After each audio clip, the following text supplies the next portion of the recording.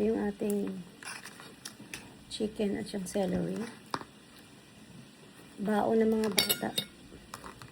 Sinilagyan ko to ng ano. Oops. Ganun yun. Chicken sandwich. Nilagyan ko yun ng mayonnaise, ground pepper, and salt. Hinihimay-himay na chicken, di ba? So, ganun. Okay. Then after,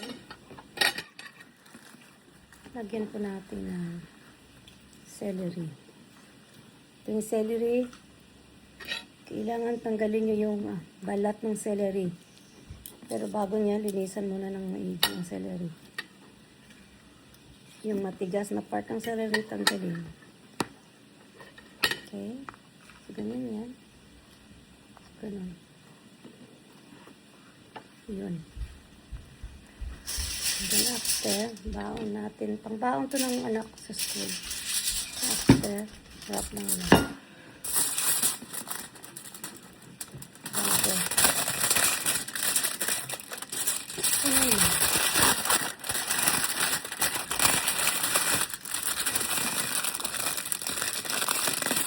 Okay, meron tayong chicken. Anong tawag yun?